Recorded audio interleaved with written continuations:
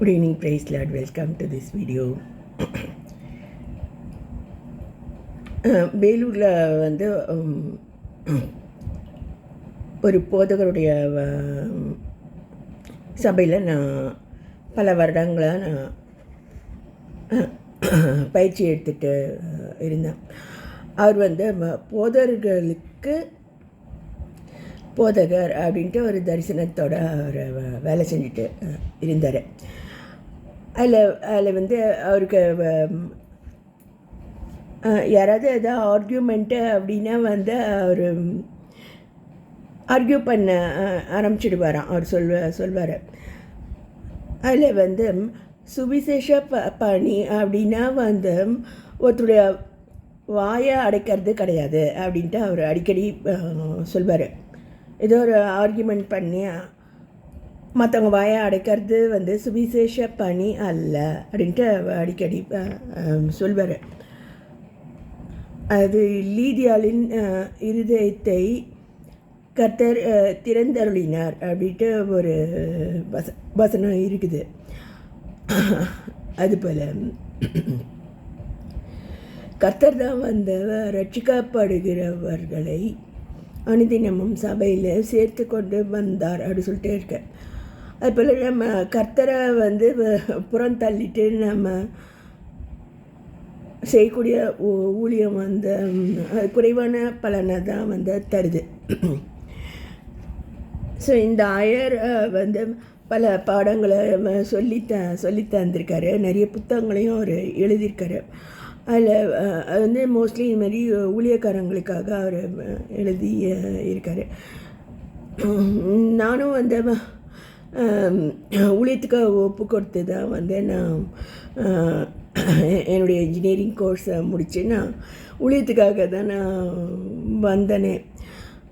அதில் வந்து நான் வேலூரில் பலரும் என்னை பார்த்து கேலியாக சிரிப்பாங்க. அந்த சபைக்கு போகிறா, இந்த பொண்ணு ஒரு லூசுன்னே சொல்லிட்டாங்க. அதுபோல் பரிசுத்த ஆவிக்காகலாம் இவங்கெல்லாம் யாரோ ஜெபித்தாங்களாம், அதுக்கு வந்தால் அதெல்லாம் கிடைக்கலையாம், அதெல்லாம் வந்து பொய் அப்படின்ட்டு சில பேர் கேலியாக பேசுவாங்க. நான் அதுக்கெல்லாம் பதில் அதான் நம்ம வந்து ஒரு ஆர்கியூமெண்ட்டை கிளப்பி அதில் மற்றவங்களுடைய வாயை அடைக்கிறது வந்து சுவிசேஷ பணி கிடையாது. நம்ம யாரையும் வந்து கன்வின்ஸ் பண்ணுறது சுவிசேஷ பணி கிடையாது. இதுதான் அந்த ஆயர் வந்து சொல்லி கொடுத்த முதல்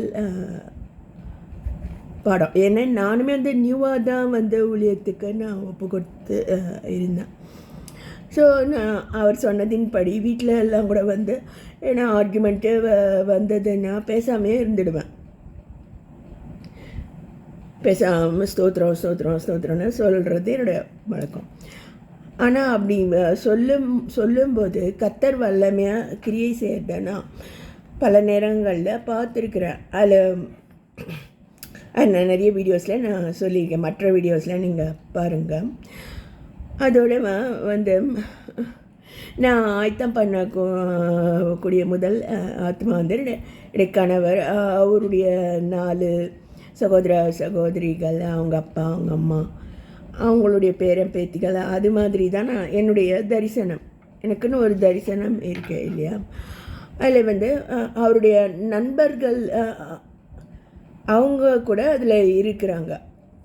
ஸோ க்ளோஸ் ஃப்ரெண்ட்ஸு ஒரு 4-5 பேர், அவங்களுக்கு கூட நான் வந்தேன் வசனம் சொல்கிறது வழக்கம். ஸோ அது மாதிரி ஒரு வல்லமையான கிரியை அந்த ஊரில் நடந்தது. ஆனால் நான் நிறைய நேரத்தில் பேசாமே இருப்பேன். என்ன கஷ்டம் வந்தாலும் இடுக்கன் வருங்கால் நகுகன்ட்டு சிரிச்சுட்டு கூட போவேன். ஆனால் கர்த்தர் வல்லமையாக கிரியை செய்வார். எங்களுடைய சுவிசேஷகர் கிளிஃபோர்ட் குமார் சொல்வார். அதாவது தாவீது கோலியாத்தை வீழ்த்தறதுக்கு போகும்போது அவன் ஒரே ஒரு கல்லை எடுத்துகிட்டு போகலையாம், ஒரு 5 கல்லை இதை எடுத்துகிட்டு போயிருந்தானா. அதாவது அந்த கோலியாத்துக்கு 4 சகோதரர்கள் அதே மாதிரி ராட்சச உருவம் கொண்டவர்கள் இருந்தாங்களாம். ஸோ எல்லாருக்கும் நான் அந்த கற்களை அவன் எடுத்துகிட்டு போனால் சரியான வல்லமையை கர்த்தர் கொடுத்து அனுப்புவார் அப்படின்னு சொல்லிட்டு அந்த ஒரு வார்த்தையை அவர் சொல்வார். அதுபோல்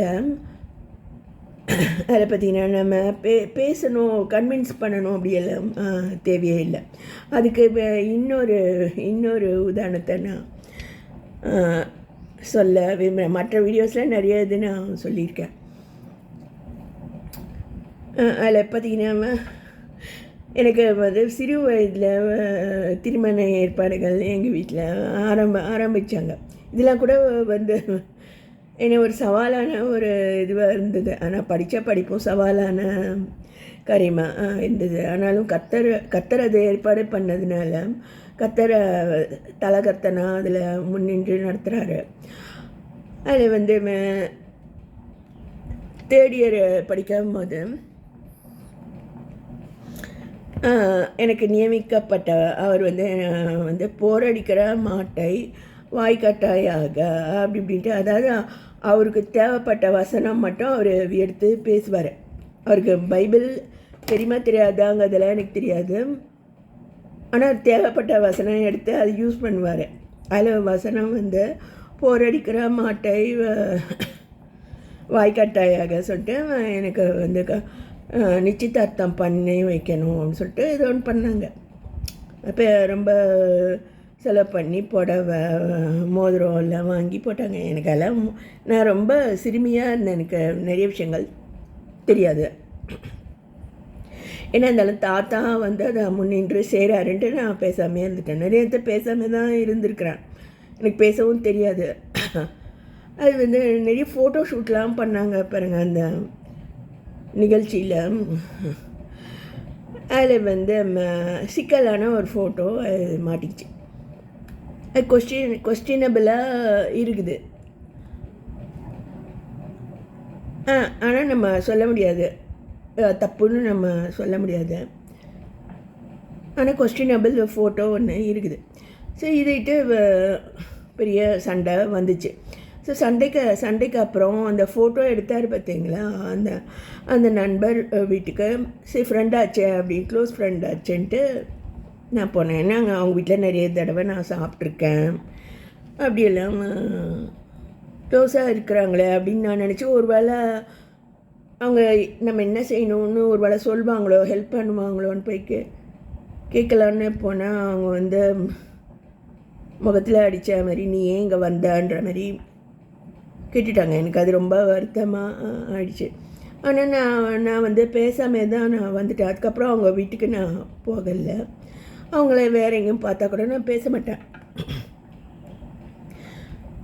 இது நான் பேசாமல் இருந்தால் கூட அதில் ஒரு கேள்வி, நீ ஏன் இங்கே வந்த அப்படின்னு அதே கேள்வி நான் திரும்பி கேட்கலாம் இல்லையா?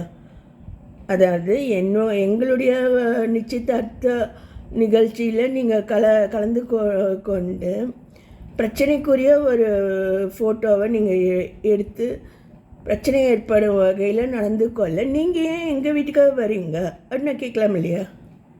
அதுபோல் பல கேள்விகள் இருக்குது. அது கண்ணாடி வளையல்களை உடைச்சிட்டு போயிட்டா அப்படின்னு நம்மளை தான் குற்றம் சொல்லுவாங்க அவங்க. அது அக்கிரமங்களினாலும் பாவங்களினாலும் மறித்த நிலைமையில தான் ஆத்மாக்கள் இருக்குது. ஸோ அதை சுட்டி காட்டுறதுக்காக அது நான் செஞ்சேன். அது இதே நண்பர் ஆரம்பித்தார், ஏன் யாருக்கு கண்ணாடி வளையல்களை உடைப்பாங்க அப்படின்னு ஒரு சண்டைக்கு வந்தார். அதுக்கும் நான் பதிலே சொல்லலை. நம்ம பதில் சொல்லனா கூட அவங்க பேசுகிற பேச்சை அவங்களுக்கு எதிர்கேள்வியை கேட்கும். ஸோ இவங்களும் படித்தவங்க தான், பெரியவங்க தான், லா எல்லாம் படிச்சிருக்காங்க. ஸோ க்ராஸ் கொஸ்டினிங் அதில் அவங்களுக்கும் தெரிஞ்சிருக்கு. ஸோ நம்ம எனர்ஜிலாம் வேஸ்ட் பண்ண வேணாம், யார் வாயும் அடைக்க வேண்டாம். அவங்க பேசுகிறது அவங்களுக்கே பேஜாரை ஏற்படுத்தக்கூடிய பேச்சாக இருக்குது. அதுபோல் எனக்கு கொடுக்கப்பட்ட முக்கியமான வரங்கள் வேர்ட்ஸ் ஆஃப் நாலேஜ் அதில் ஒன்று. அதனால் நான் அதிகமாக பேசக்கூடாது.